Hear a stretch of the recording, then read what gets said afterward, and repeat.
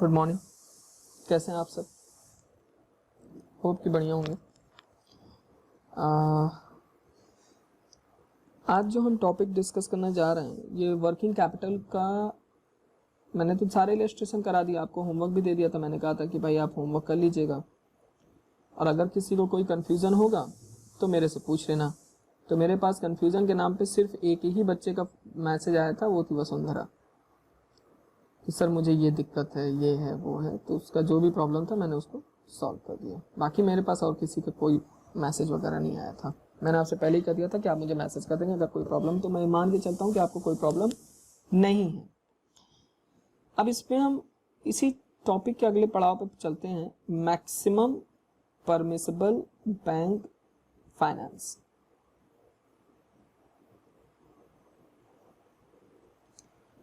तो Tandon committee, RBI ने committee बनाई थी, the recommendation of Dehejia committee regarding plugging the loopholes in the existing credit system and change in the lending policy of the bank remained unimplemented. As a result, bank oversold credit and large part of it remained unutilized. There was no exchange of information between the bank and the customer. A committee was therefore appointed by the Reserve Bank in July 1974 under the chairmanship of Sri P.L. Tandon. P.L. Tandon जी के नेतृत्व में RBI ने जुलाई 1974 में एक committee बनाई और उसके chairman थे पीएल टंडन, जो कि नेशनल बैंक के भी चेयरमैन, पंजाब नेशनल बैंक के भी चेयरमैन थे। The silent feature of the recommendation of the committee are being summarised below. कुछ उन्होंने साइलेंट फीचर्स जो उस कमेटी के रिकमेंडेशन के वो ये है, फिक्सेशन ऑफ नॉर्म्स, उन्होंने नॉर्म्स फिक्स कर दिए थे। The important feature of Tandon Committee recommendation relate to fixation of norms for bank lending to industry. These norms can be divided into two categories. पहला क्या था? Inventory and receivable norm covering 15 major industries: raw material, stock in process, finished goods, receivable and bills discounted. Lending norms of which there are three alternative. उन्होंने तीन alternative दिए थे। पहला था method 1, under which the borrower will have to contribute a minimum of 25% of working capital gap from the long-term fund, that is own fund and term borrowing. This will give a ratio of 1.17:1. ये मैं objective के point of view से आपको बता रहा हूँ और short note में भी पूछता है। The second method, under which the borrower has to provide minimum of 25% of total current assets. पहले मेथड में क्या था? वर्किंग कैपिटल यानी कि current assets minus current liability, जो आएगा उसका 25%। अभी क्या कह रहा है कि करंट एसेट्स का 25%। और जो थर्ड है, third method, under which borrower contribution from long term fund to the extent of core current assets a minimum of 25%। Sir ये है क्या? देखिए, एक सीधा सा एक इलस्ट्रेशन दिया हुआ है, उसी से एक्सप्लेन मैं कर देता हूं। यहां पे आप देखिए करंट एसेट्स कितना है 20,000, करंट लायबिलिटीज एंड बारोइंग कितना है 15,000 और कोर करंट एसेट्स कितना है 2,000। तो मेथड 1 के अकॉर्डिंग क्या था कि करंट एसेट्स का 25% हटा देना, यानी कि सॉरी नेट वर्किंग कैपिटल का। तो करंट एसेट्स में से करंट लायबिलिटीज माइनस कीजिए तो 5,000 आएगा, 15,000 आएगा और 15,000 का आप 75% है, क्योंकि 25% हटा देना है ना। मेथड 2, करंट एसेट्स का 75% ले लीजिए और उसमें से करंट लायबिलिटी माइनस कर दीजिए। मेथड 3, करंट एसेट्स में से कोर करंट एसेट्स माइनस कीजिए, जो वैल्यू आएगी उसकी 75% ले लीजिए, फिर करंट लायबिलिटी माइनस कर दीजिए। यही थी। उसके बाद छोरे कमेटी है, लेकिन अब एक क्वेश्चन है, पहले उस क्वेश्चन को देख लें।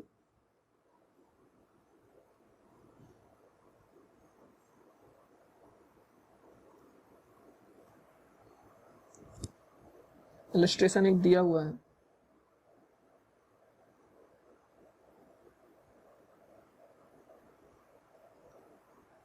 ये रहा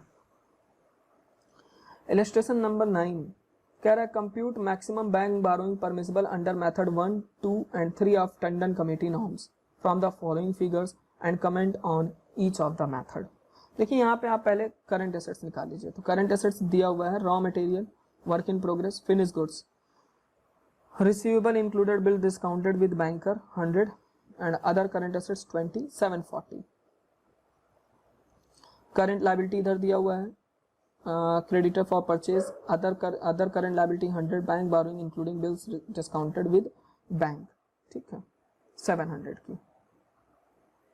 तो मेथड 1 में क्या था भाई, current assets minus current liabilities, तो करंट एसेट्स में से करंट लायबिलिटीज आप माइनस कर दीजिए, तो करंट एसेट्स 740 है, bank borrowing including bills discounted with banker. अब यहाँ पे क्या कह रहा है, under method first proprietor should contribute 25% of working capital gap from their long term source of finance. तो current assets minus current liabilities except bank borrowing, bank borrowing को हम ये मान के चलते हैं कि लॉन्ग टर्म है, ठीक। तो करंट एसेट्स में से करंट लायबिलिटीज आप माइनस कीजिए, तो करंट एसेट्स में से करंट लायबिलिटीज आपने माइनस किया तो 440 आया, 440 का आप 75% ले लीजिए, या 440 का आप 75% ले लेंगे तो डायरेक्ट ये वैल्यू आ जाएगी, या 440 में 25% माइनस कर दीजिए, 440 का आप 25% ले लीजिए तो आ जाएगा 110, 110 को माइनस करेंगे तो 330 आ जाएगा, और अगर आप 440 जो आया वर्किंग कैपिटल उसका डायरेक्ट 75% ले लीजिए तो 330 आ जाएगा डायरेक्टली। तो आप जैसा चाहें वैसा चलें। फिर आ जाते हैं मेथड 2 पे। मेथड 2 पे देखिए कमेंट क्या कह रहा है, मेथड 1 का कमेंट क्या है, maximum permissible bank borrowing under method 1 is 330 lakh, लेकिन आपने कितने का बैंक बोरोइंग कर दिया है 400, एक्सेस कितना है 70 लाख, और इसको आप कन्वर्ट कीजिए किसमें, टर्म लोन में।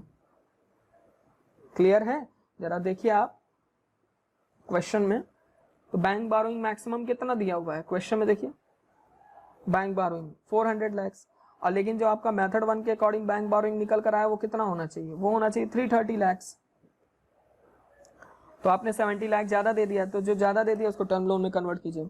अब मेथड 2 पे आइए, तो मेथड 2 में टोटल करंट एसेट्स कितना है 740, अब 740 का आप 25% लेस करिए, ठीक है, 740 का, यहाँ पे 740 का 25, क्योंकि करंट एसेट्स मैंने बताया था ना आपको, या 75% of current assets minus current liabilities, ये है सेकेंड मेथड।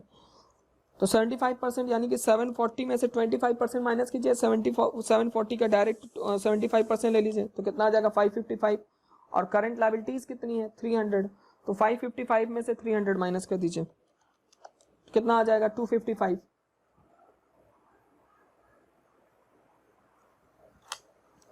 ठीक है, अब यहाँ पे कमेंट देख लीजिए, मैक्सिमम परमिसिबल बैंक लिमिट कितनी है 255 मेथड 2 के अकॉर्डिंग, लेकिन आपने कितनी कर दी है 400 लाख। ओके, तो यहाँ पे जो आपकी मैक्सिमम परमिसिबल बैंक लिमिट निकल कर आ रही है वो कितनी निकल कर आ रही है 255 lakh, but existing bank borrowing कितना है 400 लाख, तो ज्यादा, तो यहाँ पे भी कन्वर्ट कर दो 145 लाख को किसमें, टर्म लोन में, ठीक। उसके बाद next I method third. Method third क्या कहता है कि करंट एसेट्स में से कोर करंट एसेट्स को माइनस कीजिए, फिर उसका 75% ले लीजिए और माइनस करंट लायबिलिटीज। देखिए मैं आपको बता रहा हूं 0.75 current assets minus core current assets minus current liabilities, तब आपका मैक्सिमम परमिसिबल बैंक लिमिट निकलेगा। अब करंट एसेट्स क्वेश्चन में दिया हुआ है 740 और कोर करंट एसेट्स क्वेश्चन में ही नीचे देखिएगा 190 दिया हुआ है और करंट लायबिलिटीज है आपकी 300। अब आप इसको सॉल्व कीजिए, तो 740 में से आप 190 माइनस कीजिए, सबसे पहला काम। अब बचा फिर 0.75, तो 412.5 माइनस 300 कर दीजिए तो 112, 112.5 मैक्सिमम बैंक लिमिट निकल कर आई। और लोन कितने का है 400 लाख का, कितना ज्यादा 280 लाख, इसको कन्वर्ट किस में कर देंगे, टर्म लोन। एकदम आसान सा क्वेश्चन है ये, यही एक सिंगल क्वेश्चन था, ठीक है। अब हम आते हैं नेक्स्ट टॉपिक है हमारा management of receivable, most important. Sir ये इन्वेंट्री नहीं बताएंगे आप, इन्वेंट्री कंट्रोल, बेटा आप इन्वेंट्री भी पढ़ोगे, ईओक्यू फिर से लेवल्स पढ़ाया है ना कॉस्ट में, इन्वेंट्री का ईओक्यू निकालना, fixing levels of material, ABC की थ्योरी थी, VED, vital, essential, desirable, just in time, fast moving, slow moving, non moving, inventory turnover ratio, कोई जरूरत नहीं है सब पढ़ने की। आइए अब हम लोग आते हैं सीधा मैनेजमेंट ऑफ रिसीवेबल पे। ये हमारा एक अगला और इंपॉर्टेंट टॉपिक है, इसका क्वेश्चन प्रैक्टिकल 110% आता है।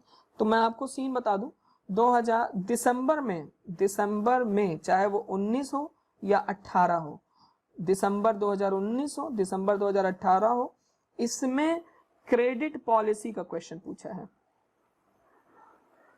और जून में 19 हो, 18 हो, 17 हो, लगातार वर्किंग कैपिटल फाइनेंस का क्वेश्चन पूछा है, यानी कि सर 20 में क्या पूछेगा, श्योर वर्किंग कैपिटल फाइनेंस, क्योंकि दिसंबर 19 में क्रेडिट पॉलिसी पूछ चुका है। तो सर इसको हमें नहीं पढ़ना चाहिए, आप बेवकूफ हैं अगर नहीं पढ़ रहे तो, इसको हमें पढ़ना है, क्योंकि सीएमए इंस्टीट्यूट का कोई भरोसा नहीं है कि हाँ अगर पिछली बार पूछा है तो इस बार नहीं पूछेगा। अरे क्या पता एग्जामिनर जो पेपर सेट करने वाले साहब हो उनका मूड हो कि हाँ चलो हमें क्रेडिट पॉलिसी ही पूछनी है।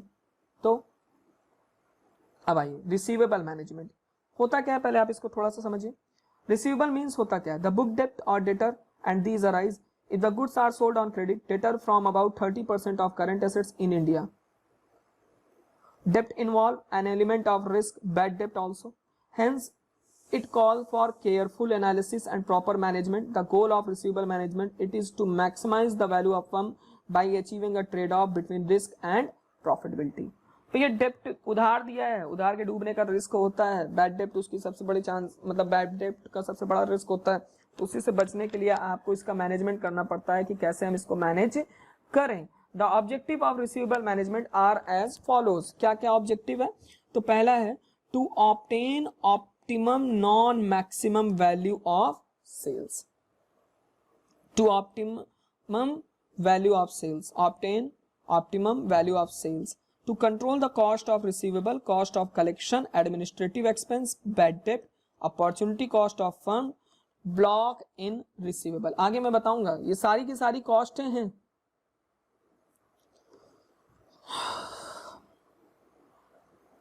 अब कॉस्ट ऑफ रिसीवेबल में कौन कौन सी कॉस्ट आती है, तो सबसे पहली कॉस्ट है आपकी कैपिटल कॉस्ट।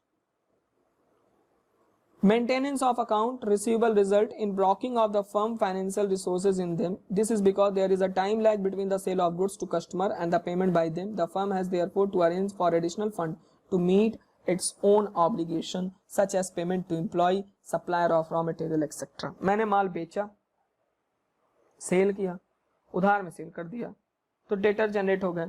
अब डेटर ने 2 महीने लगा दिए पेमेंट करने में, तो क्या 2 महीने तक मैं रॉ मटेरियल नहीं खरीदूंगा, क्या 2 महीने तक मैं लेबर को पेमेंट नहीं करूंगा, या 2 महीने तक मैं अदर एक्सपेंस नहीं करूंगा ना, तो उसके लिए तो मुझे कहीं और से लेना पड़ेगा और बार बार हर आदमी से बोलना पड़ेगा मेरा पैसा खाली हो जाए मैं आपको पैसा दे दूंगा, तो हो सकता है वो कुछ चार्ज करे, तो मेरी कैपिटल फंसी हुई है। दूसरा एडमिनिस्ट्रेटिव कॉस्ट, एडमिनिस्ट्रेटिव कॉस्ट भैया आपने उधार दिया है, उधार को रिकॉर्ड करने के लिए भी आप चलो एम्प्लॉय रखो। The firm has incur additional administrative cost maintaining account receivable in form of salary to staff kept, maintaining account record relating to customer, cost of conducting investigation regarding potential credit customer to determine their credit worthiness etc. Collection cost, अब भाई बार बार जाके उनसे collect करो पैसा जिनको उधार में बेचा है, तो ये भी तो आपका एक खर्चा है ना। डिफॉल्टिंग कॉस्ट, अब आपका कस्टमर डिफॉल्ट कर जाए, पैसा लेके भाग जाए, डूब जाए आपका पैसा जो कि रियलाइज नहीं हो सकता, बैड डेप्ट, ये भी आपकी कॉस्ट बढ़ा देता है। बेनिफिट क्या होता है भाई आपका रिसीवेबल मेंटेन करने से, पहला उधार में माल बेचोगे सेल्स बढ़ जाएगी, प्रॉफिट बढ़ जाएगा, एक्स्ट्रा प्रॉफिट, क्योंकि जब कभी कभी क्या होता है कि जब आप क्रेडिट में माल बेचते हो तो कैश के कंपैरिजन में थोड़ा से ज्यादा रेट पे बेच देते हो। और कौन कौन से फैक्टर हैं जो आपके क्रेडिट रिसीवेबल के साइज को अफेक्ट करते हैं, level of sales, credit policy, जैसी आपने क्रेडिट पॉलिसी रखी हुई है, as firm credit policy as a matter to fact determine the amount of risk, लंबे पीरियड के लिए आपने दिया है या शॉर्ट पीरियड के लिए दिया, ये डिपेंड करता है। Terms of trade, optimum size of receivable, receivable का साइज कब ऑप्टिमम माना जाएगा, ये पूरा का पूरा चैप्टर आपके प्रैक्टिकल पे डिपेंड करता है, जितना बेहतर आप इसको कर सकें।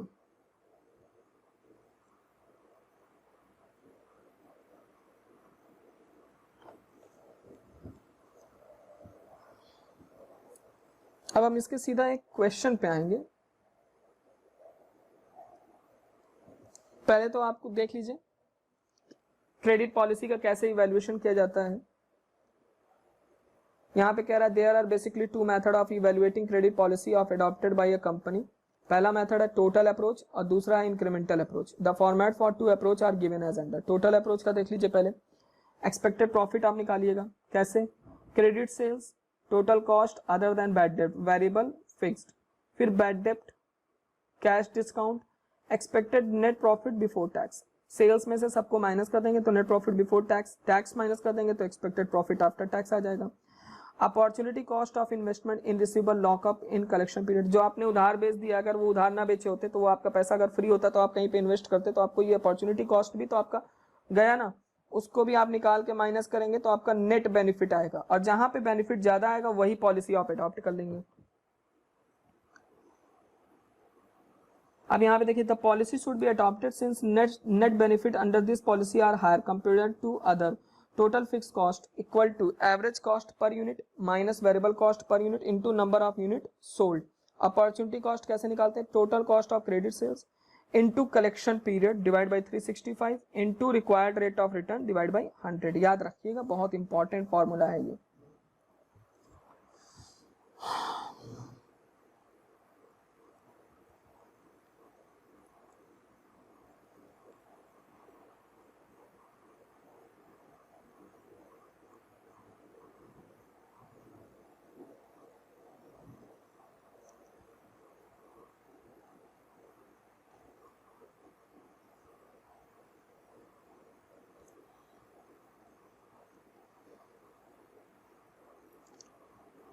अब सीधा आए थे हम एक क्वेश्चन पे।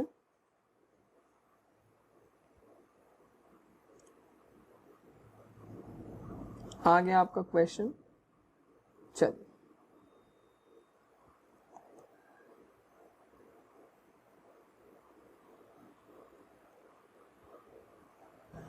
Illustration number 10। आइए देखिए क्या कहते हैं। कह रहा है कि XYZ Corporation, whose current sales are in the region of 6 lakh per annum, on an average collection period for 30 days, want to pursue a more regular policy to improve a study made by a management consultant reveal the following information। पहली चीज तो इनके credit sales कितनी है, sorry इनकी current sales कितनी है 6 lakh rupees, और कलेक्शन पीरियड जो अभी दिया हुआ है वो कितना दिया हुआ है 30 डेज। इस चीज को याद रखिए। आगे क्या कह रहा है भाई, फिर कह रहा है फर्दर क्रेडिट पॉलिसी ए, अभी 30 डेज का है। ए क्रेडिट पॉलिसी क्या कह रहा है, इंक्रीज इन कलेक्शन पीरियड, कितने दिन का कलेक्शन पीरियड कर देना है 10 डेज का इंक्रीज कर देता है, यानी कि कितने दिन का हो जाएगा 40। बी क्या कहता है, increase in collection period 20 days, यानी कि कितने दिन का हो जाएगा 50। सी क्या कहता है, increase in collection period 30 days, यानी कितने दिन का हो जाएगा 60। डी क्या कहता है, increase in collection period 45 days, यानी कि कितना हो जाएगा भाई ये 75। ठीक, और कलेक्शन पीरियड इंक्रीज करने की वजह से सेल्स इंक्रीज हो रही है 30,000, 48,000, 75,000 and 90,000। Present default anticipated 1.5% bad debt, 2%, 3%, 4%. Selling price per unit is 3 rupees. Average cost per unit 2.25 and variable cost per unit 2 rupees. तो भाई मेरे फिक्स कॉस्ट कितना हो गया, फिक्स कॉस्ट आपका हो गया 0.25. The current bad debt loss is 1%. Required return on additional investment is 20%. Assume a 360 days year. Which of the above policy would you recommend for adoption? आइए अब सीधा इसके सॉल्यूशन पे।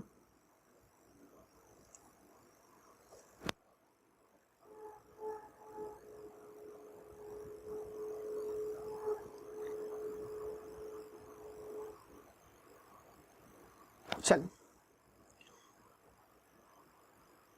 स्टेटमेंट ऑफ इवैल्यूएशन ऑफ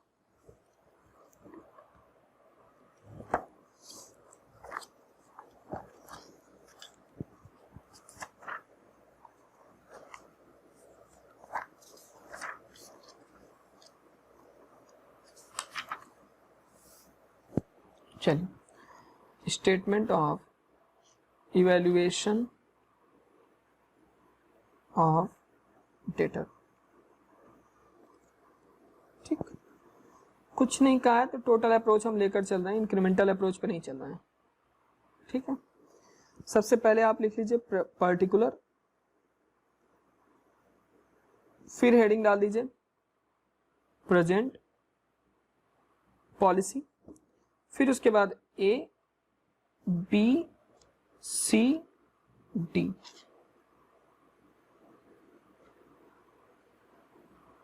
ठीक, collection period सबसे पहले आप लिख लीजिए, प्रेजेंट पॉलिसी में 30 डेज, और कह रहा था कि अगर आप पॉलिसी ए अडॉप्ट करेंगे तो 10 डेज का इंक्रीमेंट हो जाएगा, यानी क्या 40 डेज। पॉलिसी बी अडॉप्ट करेंगे तो 20 डेज का इंक्रीमेंट होगा, 50 डेज। पॉलिसी सी अडॉप्ट करेंगे तो 60 डेज हो जाएगा क्योंकि 30 डेज का इंक्रीमेंट है। पॉलिसी डी अडॉप्ट करेंगे तो 75 डेज। ठीक, फिर उसके बाद अब आप लिखिए सबसे पहले क्रेडिट सेल्स।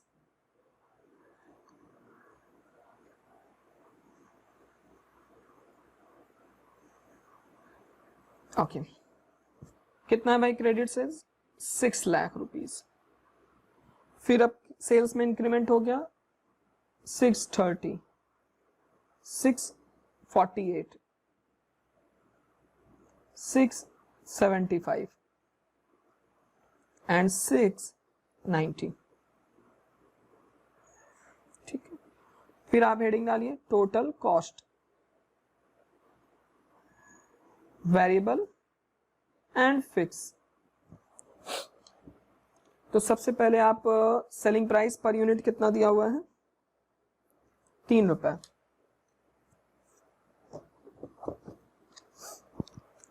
तो 6 लाख डिवाइड बाई 3 तो 2 लाख यूनिट, तो 2 lakh multiplied by variable cost कह रहा है 2 रुपए पर यूनिट, वेरिएबल कॉस्ट 2 रुपए पर यूनिट।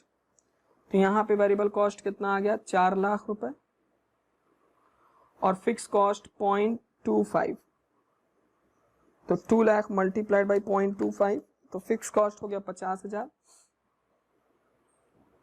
तो फिक्स कॉस्ट सारे क्रेडिट पॉलिसी पे 50 ही रहेगा ना, किसी पे कोई चेंज तो होगा नहीं। क्लियर? अब 6,30,000 डिवाइड बाई 3 मल्टीप्लाइड बाई 2, 4,20,000 रुपए।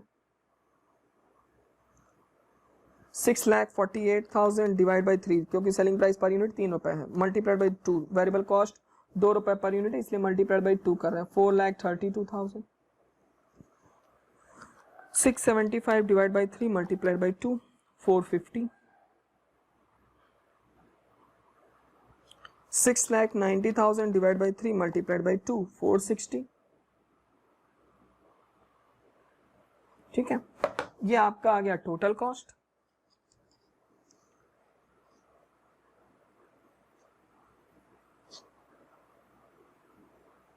इसको आप ए से डिनोट कर दो और यहां पे आप निकालो टोटल कॉस्ट बी से।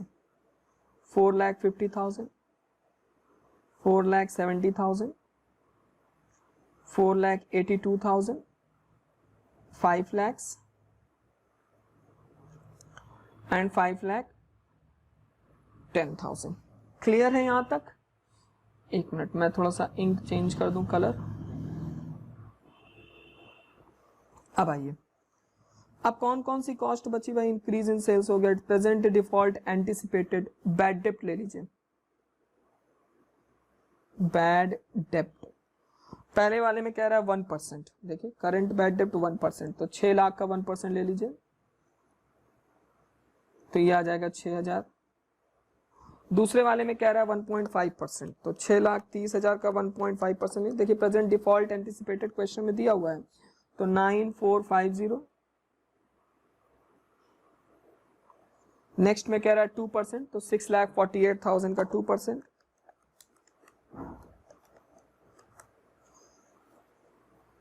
12,960।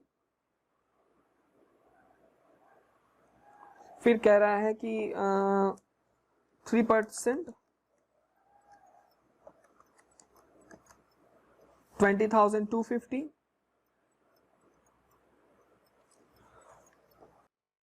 हेलो, अब उसके बाद जो है 6,90,000 का 4%, ये आपका आया 27,600। सर ये आपको कैसे मालूम? बेटा आप क्वेश्चन देखो ना, क्वेश्चन में जो चार्ट बना हुआ है क्रेडिट पॉलिसी ए का 1.5%, प्रेजेंट डिफॉल्ट, एंटिसिपेटेड। डिफॉल्ट का मतलब है कि नहीं पेमेंट कर रहा है, ठीक है।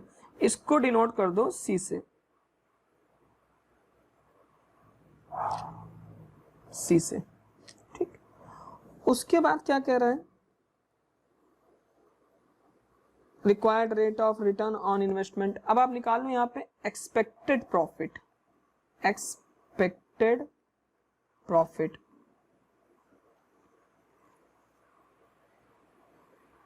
कैसे निकालेंगे, ए में से माइनस कर दीजिए बी प्लस सी को, ए यानी कि क्रेडिट सेल्स में से, तो 1,44,000 पहले वाले का आया, दूसरे का आ रहा है 1,50,550,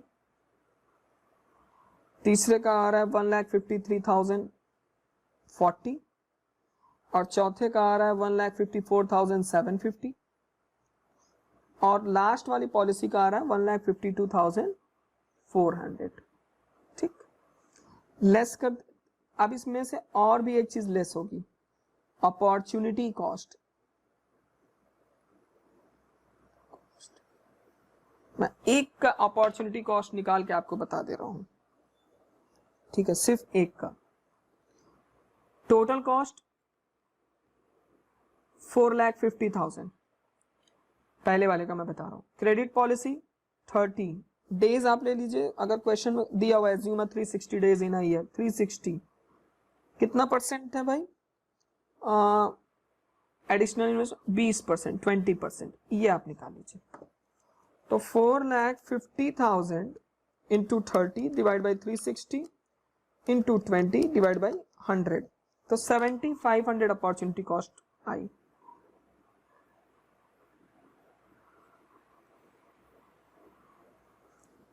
नेट बेनिफिट आ जाएगा। दूसरे वाले का देख लीजिए, 4,70,000 into credit policy 30 divide by 360 into 20 divide by 100, तो 10,444। ध्यान से सुनिएगा, यहाँ पे क्रेडिट पॉलिसी ये 30 की जगह पे कितना हो जाएगा, यहाँ पे 30 की जगह पे हो जाएगा 40 और यहाँ पे 450 की जगह पे कितना हो जाएगा 470। क्लियर। तीसरे वाले पे आइए, बी पे, total cost 482, 50 divide by 360 into 20 divide by 100, 13,389 रुपए, ठीक। 16,667 रुपए और 21,250 रुपए। नेट बेनिफिट आया 1,36,500, 1,40,106, 1,39,651, 1,38,083, 1,31,150। तो तीनों में देखिए सबसे ज्यादा बेनिफिट है आपका 1,40,106 पे, यानी कि आप पॉलिसी जो अडॉप्ट करेंगे कौन सी, ए। आप सजेस्ट कौन सा करेंगे, ए। क्लियर है। फिर से मैं आपको फॉर्मूला बता दूं अपॉर्चुनिटी कॉस्ट निकालने का। देखिए,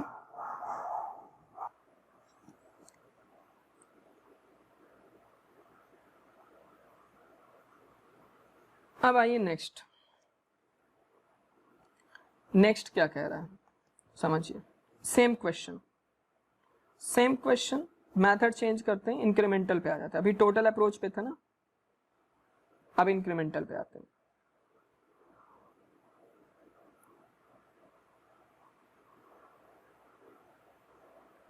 हाय,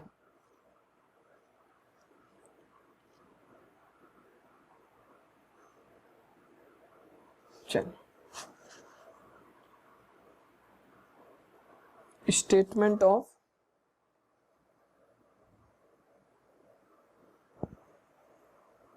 evaluation of debtors, incremental approach।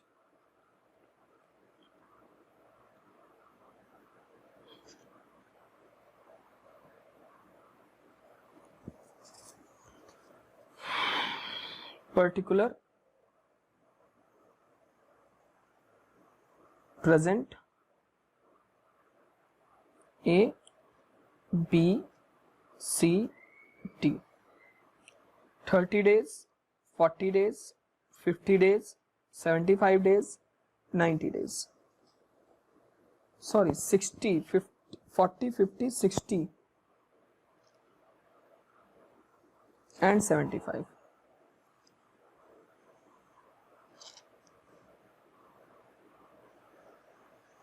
Clear? आइए, अब सबसे पहले आप लेंगे क्या? Incremental sales.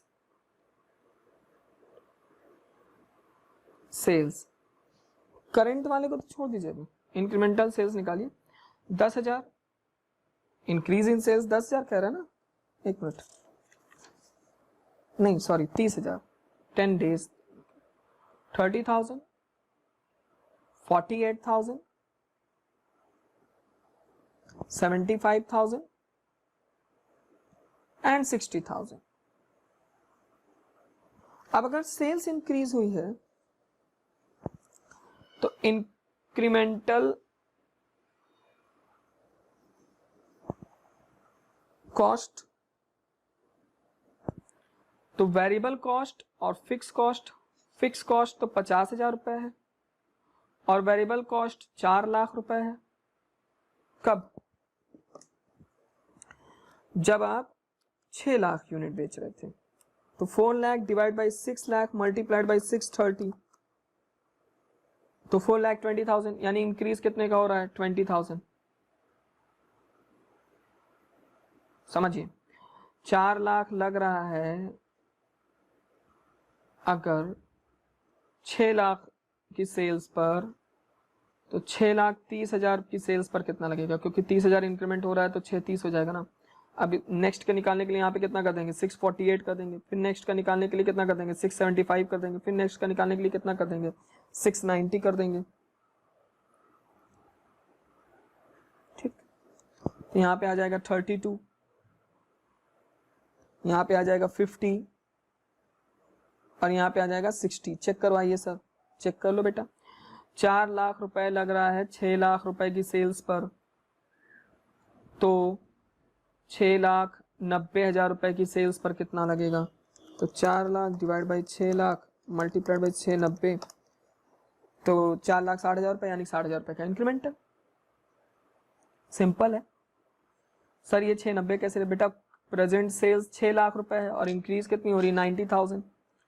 ठीक है, तो ये आपका इंक्रीमेंटल कॉस्ट आ गया। अब उसके बाद इंक्रीमेंटल बैड डेप्ट,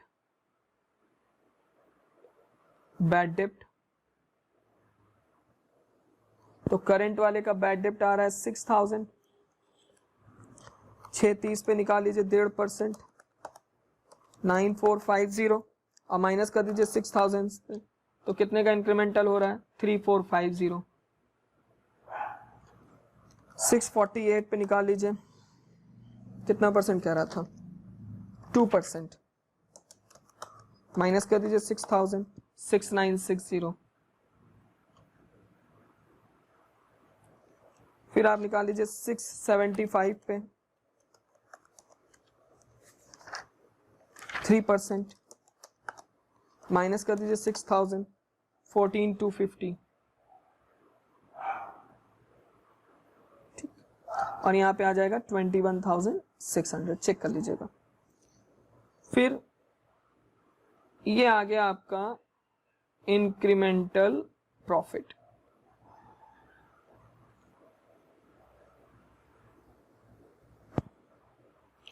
$30,000 में से 20 गया तो 10 में से 3450, तो 6550, 9040, 10750 एंड 8400। अब क्या करेंगे? B point, required return on incremental investment.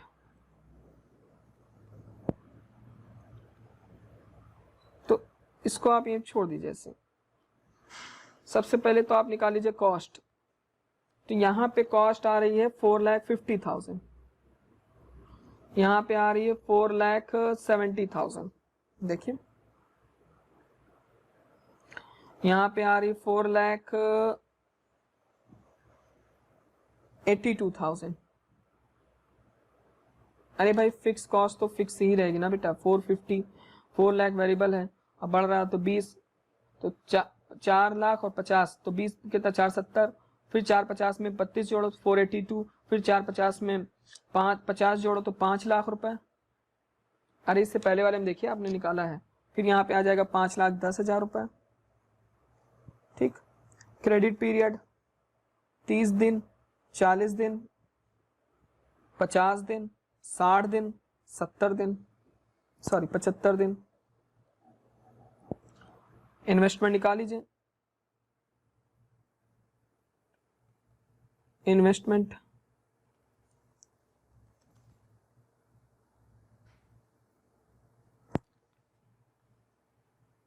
$4,50,000 into 30 divide by, sorry 450 तो करंट का, 470 इंटू 40 डिवाइड बाई 360 इंटू, तो ये इंक्रीमेंटल इन्वेस्टमेंट अभी निकल कर आया है।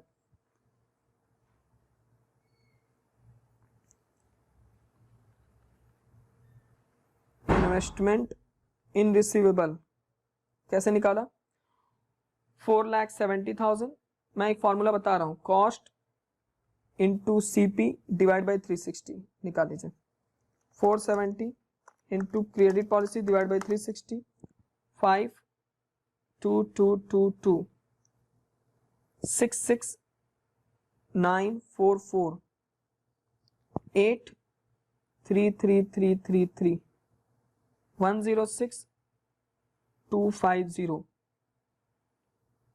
37500।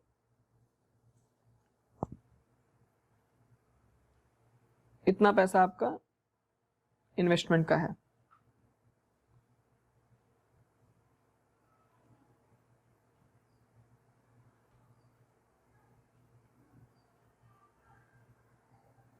अब आइए next, required rate of return 20%, 20%, 20%, 20%, 20%, तो निकाल लीजिए।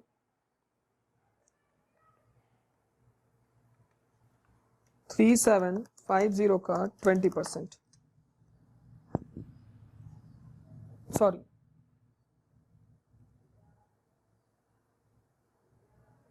इंक्रीमेंटल इन्वेस्टमेंट निकालना है पहले, एक मिनट, एक मिस्टेक हो गया, इंक्रीमेंटल इन्वेस्टमेंट निकालिए।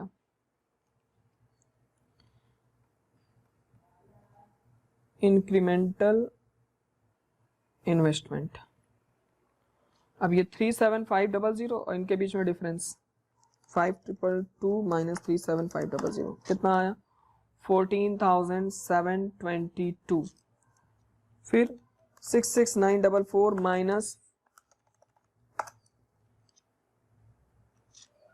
3,750 माइनस 6,6,944, 29,444, 45,833, 68,750। सर ये किससे माइनस करें बेटा, ये स्टैंडर्ड हो गया ना 37,500, फिर इनसे माइनस करेंगे इसको, फिर इनसे माइनस करेंगे इसको, फिर इनसे माइनस करेंगे इसको, तो ये वैल्यू निकल कर आएगी। अब इन्वेस्टमेंट का जो रेट है, इन्वेस्टमेंट का रेट है वो कितना परसेंट है, 20%।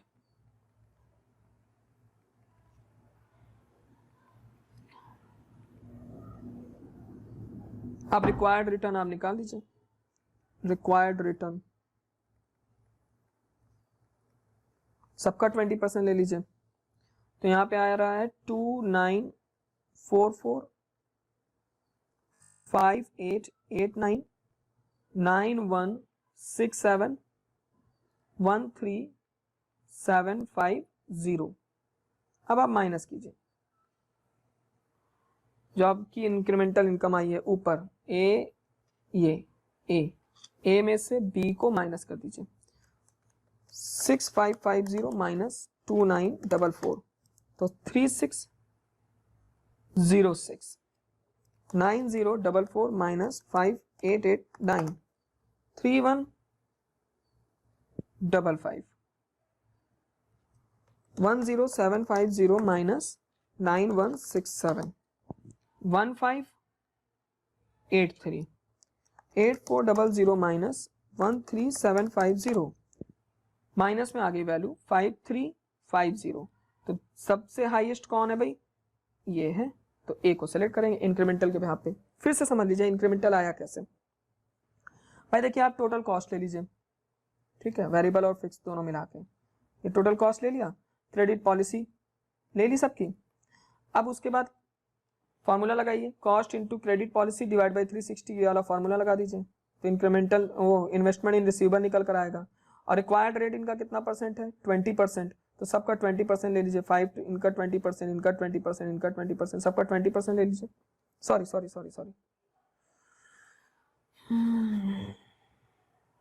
20% नहीं, 3 इनका इंक्रीमेंटल निकालिए, इंक्रीमेंटल इन्वेस्टमेंट 37500 में से माइनस करिए 5222, 4 टाइम 2 तो ये आएगा। फिर 66944 में से 37500 माइनस करिए, ये आएगा। फिर 4 टाइम 3 में से इसको माइनस कीजिए तो ये वैल्यू आएगी। इसी तरह माइनस करेंगे, इंक्रीमेंटल इन्वेस्टमेंट आ जाएगा। 20% रेट दिया, उससे मल्टीप्लाई कर दीजिए, तो रिक्वायर्ड रिटर्न निकल आया आपका।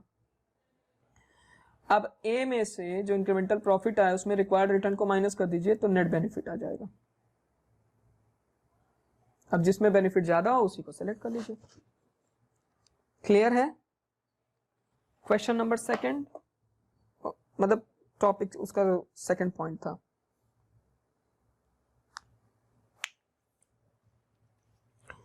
अब आते हैं हम इलस्ट्रेशन नंबर 11 पे। सारे इलस्ट्रेशन करेंगे, इसके इंपॉर्टेंट है, सारे इलस्ट्रेशन लगा लेंगे, कोई बहुत बड़ा नहीं है, थोड़ा सा टाइम जाएगा बस, ठीक है। इलस्ट्रेशन नंबर 11 पे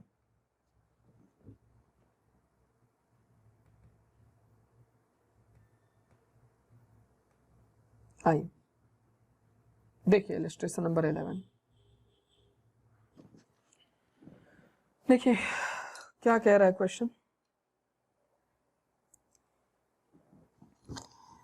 ABC Corporation is considering relaxing its present credit policy and in the process of evaluating 2 proposed policy. Currently, the firm has annual credit sales 50 lakh and account receivable turnover ratio 4 times a year. The current level of loss due to bad debt is 1,50,000. The firm is required to a return of 25% on the investment in new account receivable. The company variable cost are 70% of selling price.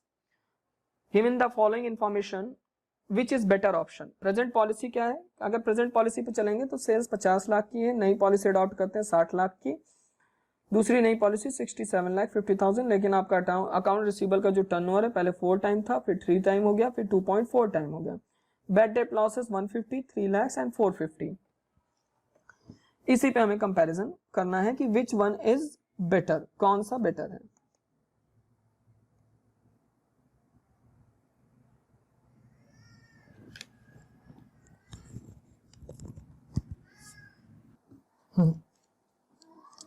चलिए अब इस question को करते हैं, ठीक है।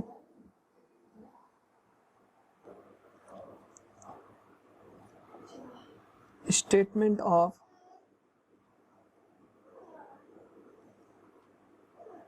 Showing evaluation of debtors, ठीक है।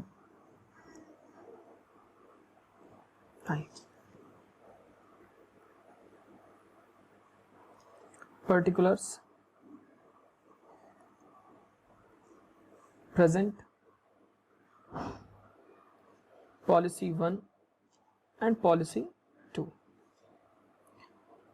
क्रेडिट पीरियड आप निकाल लीजिए, 4 टाइम कह रहा है तो 3 मंथ्स, और दूसरे वाले में कह रहा है 3 टाइम्स तो 4 मंथ्स, 2.4 टाइम्स 5 मंथ्स। सर ये कैसे निकाला आपने? बेटा 12 को डिवाइड कर दीजिए 4 टाइम से तो 3 मंथ्स आ जाएगा, यानी कि साल भर में 4 बार दे रहा है तो डिवाइड कर देंगे तो 4 मंथ्स का आएगा ना। फिर आप 12 को डिवाइड कर दीजिए 3 से प्लान 1 के लिए तो 4 मंथ्स आ जाएगा, और 12 को डिवाइड कर दीजिए 2.4 से तो 5 मंथ्स आ जाएगा। अब आइए क्रेडिट सेल्स पे। तो क्वेश्चन में कह रहा है 50 लाख, 60 लाख एंड 67 लाख 50,000। ठीक, ये पॉइंट ए हो गया आपका।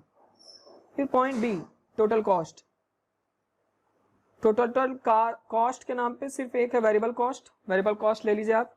50 लाख का 70% 35 लाख, 60 लाख का 70% 42 लाख और 67.5 का 70% 47.25 लाख। फिर आप ले लीजिए बैड डेप्ट, सी ले लीजिए। बैड डेप्ट क्वेश्चन में दिया हुआ है 1.5 लाख, 3 लाख और 4.5 लाख। अब आपका आ गया एक्सपेक्टेड प्रॉफिट। एक्सपेक्टेड प्रॉफिट कैसे? ए में से माइनस कर दीजिए बी प्लस सी को। 13.5 लाख, 15 लाख, 15.75 लाख। ठीक, अब इसमें से माइनस कर दीजिए opportunity cost, cost of investment in receivable. कैसे निकालेंगे? फॉर्मूला है total cost into CP upon जो भी यहाँ पे मंथ में है तो 12 इंटू 25 डिवाइड बाई 100, क्योंकि 25% कह रहा है। टोटल कॉस्ट आप उठा लीजिए किसी का भी, मैं पहले वाले को उठा रहा हूँ। 35 lakh into CP credit period 3 divide by 12 into 25 divide by 100, तो 2.1875 2,18,750। दूसरे का आएगा 3.50, तीसरे का आएगा 4.92188। अब आ जाएगा नेट बेनिफिट। पहले का नेट बेनिफिट आ रहा है 11,31,250, दूसरे का आ रहा है 11,50,000 और तीसरे का आ रहा है 10,82,812। अब तीनों में से बेहतर कौन? तो तीनों में से बेहतर है पॉलिसी 1। क्यों? क्योंकि इसमें नेट बेनिफिट 11,50,000 सबसे ज्यादा आ रही है। देख लीजिएगा क्वेश्चन। क्लियर है आपको? पक्का? इलस्ट्रेशन नंबर 12, इलस्ट्रेशन नंबर 12 मैं आपको एज अ होमवर्क दे रहा हूं, करिएगा। इलस्ट्रेशन नंबर 12, ठीक है। अब हम इलस्ट्रेशन नंबर 12 और इलस्ट्रेशन नंबर 13 मैं दोनों आपको एज अ होमवर्क दे देता हूं और मैं सीधे आपको लेके चलता हूं इलस्ट्रेशन नंबर 15 पे, यानी कि अगला, या आप यहां तक कर लीजिए, फिर आगे की जो क्लास है उसमें हम सीधा इलस्ट्रेशन नंबर 15 करेंगे, ठीक है। हाँ, वो इंपॉर्टेंट क्वेश्चन है, ठीक है। बाकी आप अपना ख्याल रखिए। Thank you class.